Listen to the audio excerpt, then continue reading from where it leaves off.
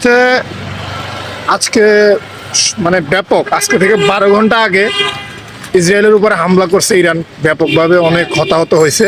এবং এর আগের হামলাতেও মানে ইসরায়েলের ব্যাপক মানুষ মারা গেছে, বাংকারের ভিতরে ঢুকেও মারা গেছে, কিন্তু খবর ফাঁস করতেছে না। ঠিক আছে, তো রিসেন্টলি 2-3 দিন ধরে ইরানের উপরে তারা যৌথভাবে হামলা করছে তেলের ব্যারেলের উপরে বা তাদের ফ্যাক্টরিগুলোতে। তো এখন ইরানের ভাবছে যে এই হামলার সাথে সাথে ইরান শেষ হয়ে যাবে, কিন্তু ইরান তো থামতেছে না। ইরান বলছে যে শেষ বিন্দু পর্যন্ত লড়াই চলবে এবং আয়াতুল্লাহ খোমেনি বলছে যে ইরান ফ্যাক্ট না, বা আয়াতুল্লাহ খোমেনিও ফ্যাক্ট না, ফ্যাক্ট হচ্ছে ইসলাম। বা এখানে আমরা যে আদর্শ, যে লড়াই নিয়ে আমরা মানে যে লড়াই আমরা আছি, এই লড়াইটা জারি থাকতে হবে। কারণ এখানে আমি ওনাকে যখন মৃত্যুর হুমকি দিয়েছিল তখন উনি বলেছিল যে আমাকে মেরে ফেললে কি আসা যায়, আমাকে মেরে ফেললে কি আসা যায়, কিন্তু লড়াই তো বন্ধ হবে না। কারণ আমার এখানে আমরা যে আদর্শ ধারণ করি সে কমান্ড তো দেয়াই আছে, টপ টু বটম। এখানে তো আর নির্দেশনা একজনকে মেরে ফেললে যে স্তম্ভিত হয়ে যাবে, স্থবির হয়ে যাবে। তো এখন বিশ্ব মনে হয় একটা বড়সড় যুদ্ধের দিকে চলে যাচ্ছে। আপনার মধ্যপ্রাচ্যে আবার নতুন করে চলতেছে অনবরত হামলা, ইরান থামতেছে না। কারণ আমেরিকান ঘাঁটিগুলা তো হামলা করতে হলে এগুলো মধ্যপ্রাচ্যের গুলাতেই করতে হবে, আর দূরের গুলা তো আর এস্টিমেট আছে না 3000 কিলোমিটারের ভিতরে, মানে ওই যে ক্ষেপণাস্ত্রের যে এস্টিমেট, ওটার মধ্যে মনে করেন মধ্যপ্রাচ্যে যা আছে সব পড়ে গেছে। ঠিক আছে, কিন্তু মুসলমান রাষ্ট্র বোঝা উচিত, কিন্তু আমেরিকার এবার পতন হবে ইনশাআল্লাহ। আমেরিকা স্পেন যাইতেছে, স্পেনের লাগে কথা হয়েছিল, স্পেন সরাসরি না করে দিচ্ছে যে তুমি লাগাইছো তুমি করো, এর ভিতরে আমরা। স্পেন কি বলছে আমি বলি, স্পেন বলছে স্পেনের সাথে তো আমেরিকা সমস্ত সম্পর্ক ছিন্ন করছে। হ্যাঁ, এবং স্পেনকে বলা হয়েছে যে তোমরা একা। তখন স্পেনের প্রধানমন্ত্রী বলল যে যখন আমরা ফিলিস্তিন রাষ্ট্রকে স্বীকৃতি দিছি তখন আমাদেরকে এই কথা বলা হয়েছিল যে তোমরা একা, কিন্তু পরে সবাই কিন্তু ওটাতে আসতে হয়েছে। এবং আমরা এখনো বলতেছে আমরা একা, কিন্তু আমরা একা নয়, আমরাই প্রথম। যে আমরা প্রথম সিদ্ধান্ত নিছি, পরে সবাই এই সিদ্ধান্তই নিবে। ইরানের পক্ষে সবাই আসতে হবে, ইউরোপের সমস্ত কান্ট্রিগুলো। তো বিষয়টা হচ্ছে জার্মানি ধরে এরা তো কেউ যুদ্ধের জন্য রাজি হয় নাই। যখন আমি বলি আমেরিকা যখন কোনো আগে যখন যুদ্ধের জন্য যখন নামে, তখন তাদের যে মিত্র ন্যাটো, ইউরোপিয়ান সংস্থা, ইউরোপিয়ান ইউনিয়ন, তাদের সাথে আলোচনায় বসে। এরা কি করে, মানে একটা জোট হয়ে সবাই অস্ত্র না দিলে অর্থ ব্যাপার স্যাপার আছে, অর্থ, আর তারা তো সবাই একজোট সারা বিশ্বে। তো এবারের ব্যাপারটা ভিন্ন। কি ভিন্ন?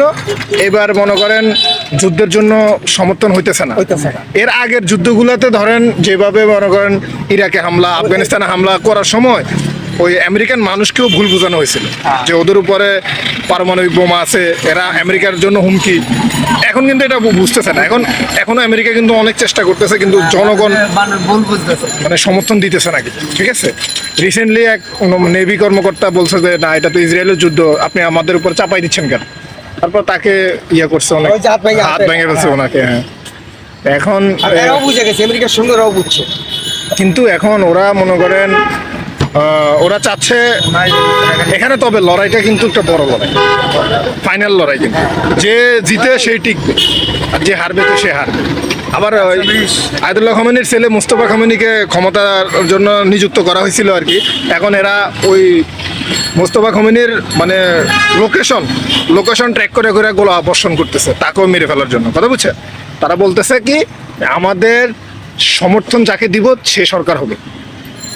ইরান বলতেছে তাদের সমর্থন মানে তারা চাচ্ছে আমাদের তেল সমৃদ্ধ এলাকাগুলোকে সিলেক্ট করে আরেকটা দেশ তারা গঠন করবে, সেটা তাদের কর্তৃত্ব দিয়া, এবং তারা এমন সরকার বসাবে হরমুজ প্রণালীতে তাদের কর্তৃত্ব থাকবে।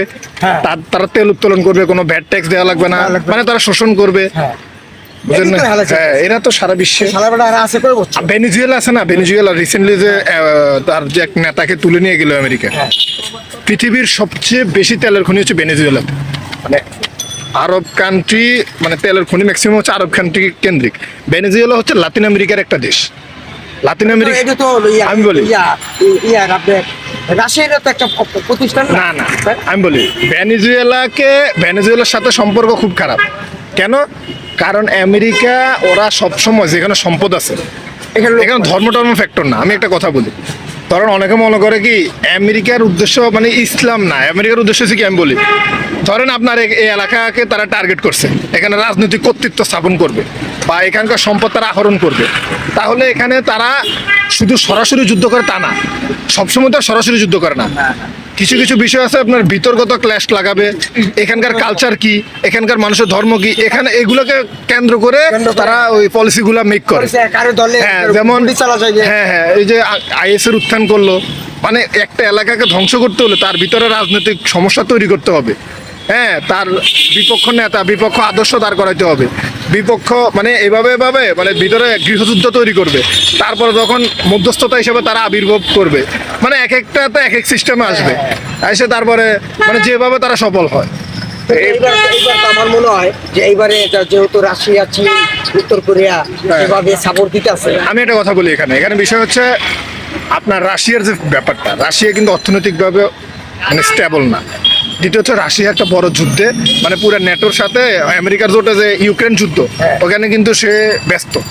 এখন রাশিয়া ওখান থেকে এদিকে মুভ করা পসিবল না, মুভ করলে তার ওদিকে আবার একটু ঘাটতি পড়ে যাচ্ছে। কিন্তু তার চেয়ে বড় কথা হচ্ছে রাশিয়ার এখানে যুদ্ধটা, ইরান আমেরিকা যুদ্ধটা জারি থাকলে রাশিয়ার কিছু লাভ আছে।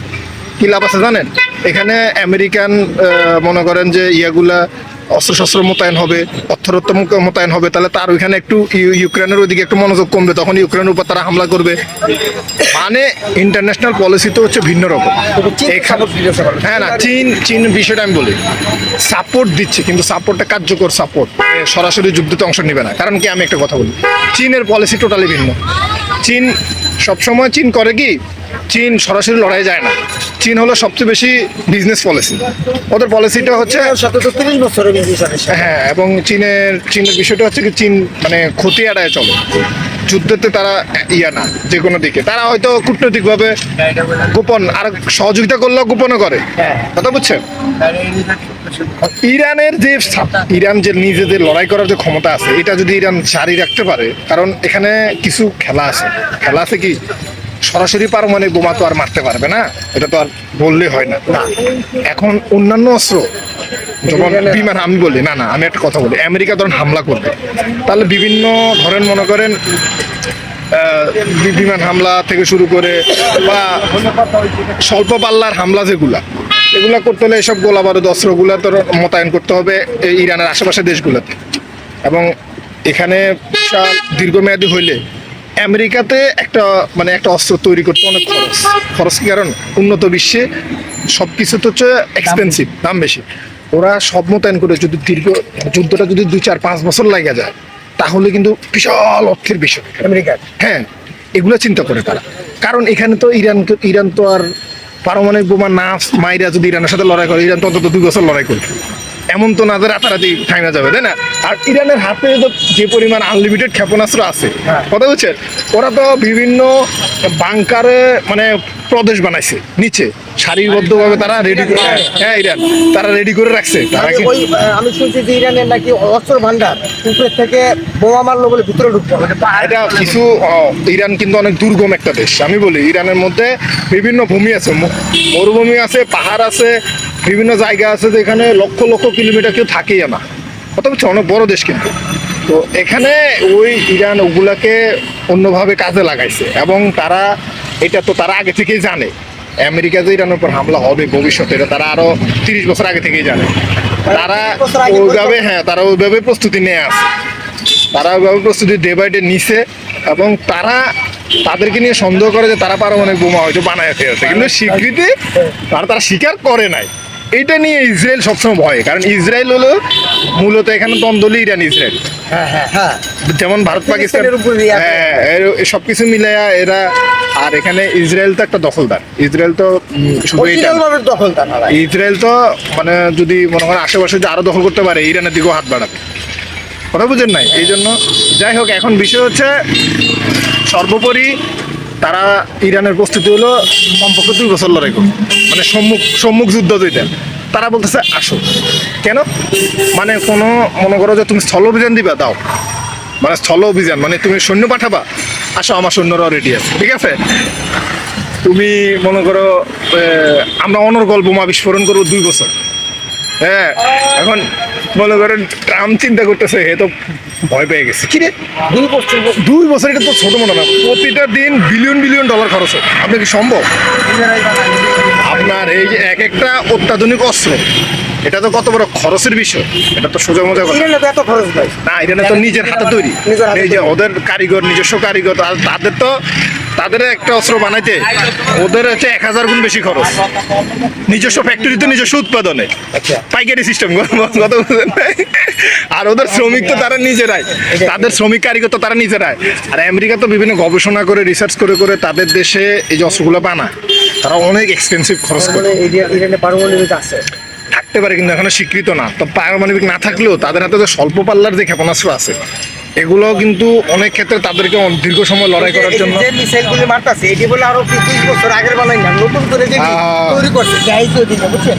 এটি তো আরো অত্যন্ত আর নতুন যেটি, কিন্তু ইসরায়েলের ধ্বংস করা উচিত, ইসরায়েলের পুরো ধ্বংস মালির সাথে মিশে দেওয়া উচিত।